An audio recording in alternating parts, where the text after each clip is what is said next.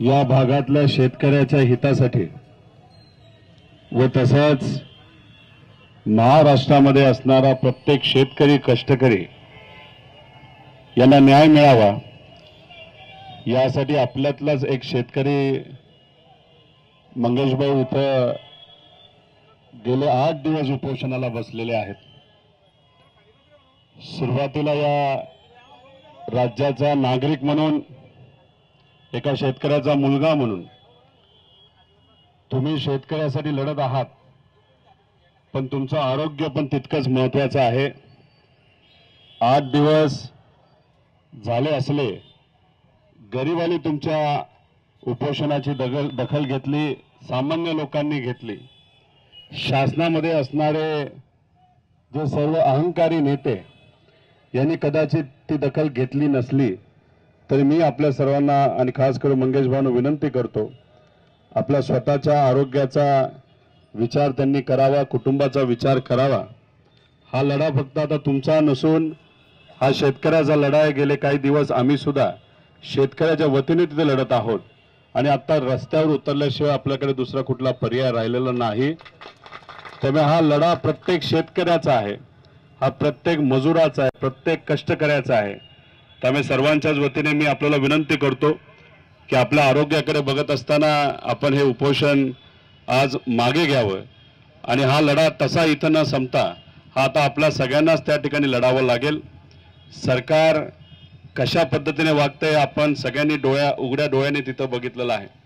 इलेक्शनच्या आधी दुष्काळ अतिवृष्टीसाठी एक वेगळा GR होता, त्याच्यामध्ये बागायती क्षेत्रासाठी 27,000 रुपये दिले जात होते आणि मग जिरायत बागासाठी 16,000 रुपये, 3 हेक्टर ही मर्यादा होती। पण इलेक्शन जसं झालं, तुमची मतं मिळाली, ते सत्तेत आले आणि सत्तेत काही कमी आकड्याने आलेले नाही, 220 पेक्षा जास्त आमदार घेऊन आज हे सर्व नेते सत्तेत बसलेले आहेत। आणि सत्तेत बसल्या बसल्या दुसऱ्याच दिवशी यांनी शेतकऱ्याच्या हिताचा जो GR होता तो त्यांनी बदलला। 3 हेक्टरवरनं मर्यादा 2 हेक्टरवर आणली, 27,000 रुपये बागायतीवरनं 16,000 रुपयाला आणलं आणि 14-15 हजार जे जिरायती भागाला मिळत होते ते 8,500 रुपयाला आणलं।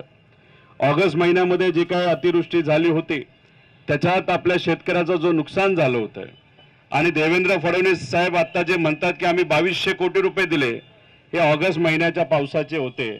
ते किती शेतकऱ्याला दिले होते? या महाराष्ट्रातल्या 31 लाख शेतकऱ्याला दिले होते। म्हणजे एका शेतकऱ्याला किती रुपये मिळाले? तर 60,000 रुपये मिळाले। म्हणजे एकरी किती झाले? तर 3,500 रुपये। आणि गुंठ्याला तुम्ही बघायला गेला तर 84 रुपये शेतकऱ्याला मदत दिली आणि देवेंद्र फडणवीस साहेब म्हणतात की आम्ही खूप चांगली मदत ही शेतकऱ्याला दिलेली आहे। साहेब, हे न पटणारा आहे, कारण का आता जे नुकसान आहे न सोसणारा आहे। आज आमच्या शेतकऱ्याला खूप मोठ्या प्रमाणात नुकसान झालेलं आहे। शशिकांत शिंदे साहेब हे अनेक जिल्ह्यात जाऊन शेतकऱ्यांशी बोललेत, भेटलेत। आम्ही सुद्धा गेले काही दिवसामध्ये 6 जिल्हे तिथं बघितलेले। जशी तुमच्या तालुक्याची परिस्थिती आहे तशी मराठवाड्याची परिस्थिती आहे, अहिल्यानगरची परिस्थिती आहे, सोलापूरची परिस्थिती आहे। खूप मोठं नुकसान हे झालेलं आहे। या महाराष्ट्रामध्ये गेल्या 3 महिन्यामध्ये 60 लाख हेक्टरचं नुकसान झाले, पण आपल्याकडे आणि शेतकऱ्याकडे बघायला कोणाला वेळ नाही। जेव्हा शेतकऱ्याचा मुद्दा येतो, तुमचा मुद्दा येतो, तेव्हा सरकार म्हणते की आमची तिजोरी मोकळी झाली, पण कॉन्ट्रॅक्टरला हजारो कोटी द्यायची जेव्हा वेळ येते तेव्हा सहजपणे त्यांचा चेक तिथं निघतो। त्यामुळे आज हे सरकार जे आपल्याला दुर्लक्ष करते यांना कुठेतरी आता जागेवर आणण्याची खऱ्या अर्थाने वेळ आलेली आहे। पवार साहेबांनी आम्हाला सांगितलंय की 12 तारखेपर्यंत आपण थांबूया, सरकारला वेळ देऊया, सरकार या बाबतीत काय करते हे बघूया। पवार साहेबांनी मागणी तुमच्या सगळ्यांच्या वतीने किती रुपयाची केली? तर 50,000 रुपये हेक्टरी मदत सरसकट आमच्या शेतकऱ्याला तिथं या दुष्काळामध्ये या अतिवृष्टीमुळे जे नुकसान झाले त्यासाठी मिळालीच पाहिजे असं आदरणीय पवार साहेबांनी तिथं म्हटलेलं आहे। आणि पवार साहेबांनी सांगितलेलं आहे की उद्याच्या काळामध्ये सरकारने जर आमच्या शेतकऱ्यांना न्याय दिला नाही तर या महाराष्ट्रामध्ये रस्त्यावर उतरणारा पहिलं कोण असेल तर ते मी असेल, म्हणजे शरदचंद्र पवार साहेब असतील असं त्यांनी सांगितलं। त्यामुळे हे शेतकऱ्याची मुलं आपल्या परिसरातल्या शेतकऱ्याच्या हक्कासाठी आज तिथं उपोषण करतात। 8 दिवस झालं, ऑक्सिजन लावलेला आहे, काल परवा नाकातून रक्त सुद्धा तिथं आलं। पण यांची मागण्या जर तुम्ही सगळ्या बघितल्या तर मागण्या आपल्या हक्काच्याच आहेत. 50,000 रुपये हेक्टरी मदत, तिथं कर्जमाफी ही झाली पाहिजे. कारण का आता रब्बीचं पीक आहे, ते पेरणी करण्यासाठी आपल्याकडे पैसा आहे का? आहे का पैसा? आज शेतकऱ्याकडे परत एकदा कुठेतरी शेतामध्ये काहीतरी पेरणी केली पाहिजे यासाठी अजिबात पैसा नाही. त्याला एकच पर्याय आहे, ती म्हणजे कर्जमाफी ही 100% आत्ताच. म्हणजे कर्जमाफी करायची वेळ कुठली असेल तर ती हीच वेळ आहे, हे आपल्या सर्वांना आता या सरकारला सांगावं लागेल. आणि कर्जमाफी झाल्याशिवाय तुमच्याकडे हातामध्ये अतिरिक्त पैसा येणार नाही. अहो तुम्ही बँक सोडा, तुम्ही तिथं व्याजावर सुद्धा पैसा घेतलेला आहे आणि मग तो पैसा घेतल्यानंतर परतफेड कसे करायची असा प्रश्न आमच्या शेतकऱ्यांसमोर आहे. त्यामुळे आता प्रत्येक गावामध्ये अशा पद्धतीने आपल्याला आंदोलन हे उभं करावं लागेल. हे आंदोलन शेतकऱ्यासाठी, कष्टकऱ्यांसाठी असणार आहे, आमच्या मजुरासाठी असणार आहे. कारण शेतकरी जसा अडचणीत आलेला आहे तसा मजूर सुद्धा अडचणीत आलेला आहे. मजुराला शेतात जाऊन करायचं काय हे सुद्धा आज माहित नाही, का शेतात पिकं राहिली नाही. मग उद्या जाऊन आपल्याला सरकारकडे जसं शेतकऱ्यासाठी आपण सर्वजण लढतोय तसं आता आपल्याला मजुरासाठी सुद्धा लढावं लागेल. 50,000 रुपये हेक्टरी मदत सरसकट आमच्या शेतकऱ्याला जसं मागतोय तसं एका कुटुंबाला मजुराच्या हे 20, 22, 25,000 रुपये हे दिलेच पाहिजे, अशी सुद्धा मागणी येत्या काळामध्ये आपल्या सर्वांना तिथं करावी लागेल. त्याच्याचबरोबर मंगेश भाऊंनी जी मागणी इथं केली, ओला दुष्काळ जाहीर झाला पाहिजे, त्याच्या मागचं कारण एकच आहे की आमच्या शेतकऱ्याची जी मुलं आहेत, मुली आहेत, आज तिथं कॉलेजमध्ये जातात पण कॉलेजची फी देण्यासाठी आमच्याकडे पैसा नाही. मग सरकारने सुद्धा या बाबतीत लक्ष देण्याची जरूरत आहे. उद्या जाऊन आपल्याला जे काही सेस असतो तो सुद्धा माफ झाला पाहिजे आणि त्या अनुषंगाने ओला दुष्काळ हा जाहीर झालाच पाहिजे, अशी आमच्या सगळ्यांची तिथं मागणी आहे. आता ह्याच्यात काही लोक म्हणतात की ओला दुष्काळ असा शब्दच नाही. अहो पण विरोधी पक्ष नेता असताना याच्या आधी तुम्ही तो शब्द वापरला होता, तुम्ही स्वतः पत्र लिहिलेलं आहे की ओला दुष्काळ हा जाहीर झाला पाहिजे. मग आज सत्तेत आल्यानंतर असं काय बदलतं की आमच्या शेतकऱ्याला, कष्टकऱ्याला, मजुराला तुम्ही विसरून जाता?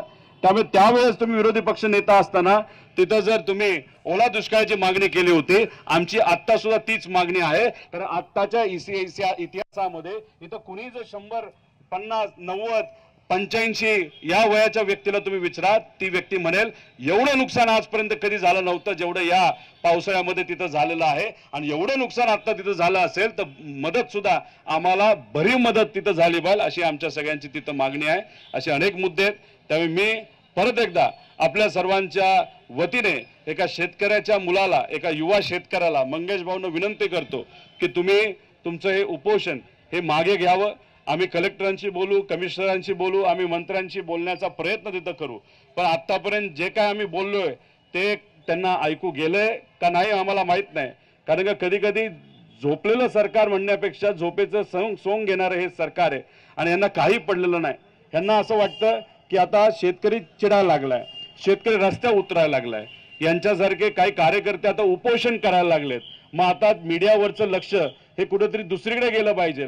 मग मधूनच विषय काय आणायचं, I love Mohammed, I love Mahadev. त्यानंतर मध्येच कोणतरी खालच्या लेवलला एखादा आमदार येतो आणि दुसऱ्या नेत्याबद्दल खालच्या लेवलला जाऊन बोलतो. परत मुंबईमध्ये आपण जर बघितलं तर तिथं हे कोणीतरी उठतं म्हणतं की बाळासाहेब ठाकरेंबद्दल काहीतरी बोलून जातं.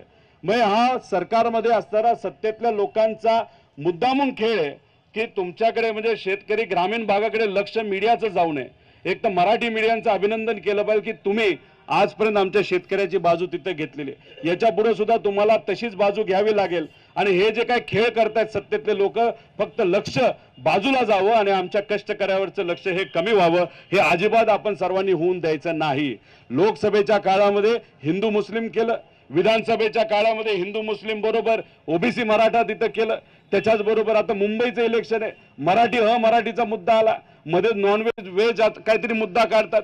म्हणजे आपलं पोट ज्याच्यावर चालणार आहे, ज्याच्यामुळे खऱ्या अर्थाने आपल्या घरामध्ये पैसा येणार आहे, त्याच्याकडे हे सरकार मुद्दामून दुर्लक्ष करण्यासाठी लावतोय. समाजामध्ये वाद निर्माण केला जातोय आणि आज आपण सर्वजण अडचणीत आलेलो आहे. आज बहुजन समाजाचा आमचा शेतकरी अडचणीत आलेला आहे, आमचा बहुजन समाजाचा मजूर तिथं अडचणीत आलेला आहे. आणि यासाठी आपल्या सर्वांना एकत्रित रस्त्यावर यावंच लागेल आणि लढावंच लागेल. आणि मी आदरणीय पवार साहेबांच्या वतीने, आता शशिकांत शिंदे साहेब आपल्याला मार्गदर्शन करतील पक्षाच्या वतीने, आणि महाराष्ट्राचा एक कार्यकर्ता म्हणून, एक नागरिक म्हणून, शेतकऱ्याचा मुलगा म्हणून, जोपर्यंत आमच्या शेतकऱ्यांना न्याय मिळणार नाही तोपर्यंत रस्त्यावर उतरून लढण्याची वेळ आली तरी आम्ही सर्वजण तिथं तयार आहोत। आणि मंगेश भाऊंना परत एकदा तुम्ही जो संघर्ष उभा केलेला आहे हा संघर्ष आता महाराष्ट्राने तिथं बघितलेला आहे।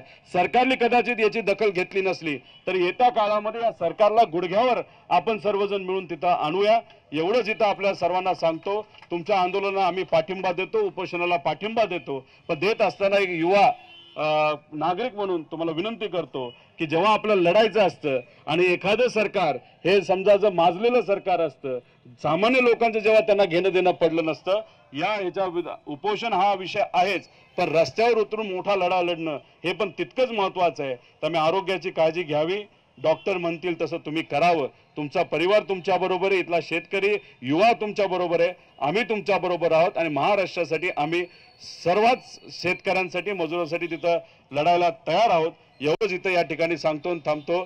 जय हिंद, जय महाराष्ट्र, जय शेतकरी।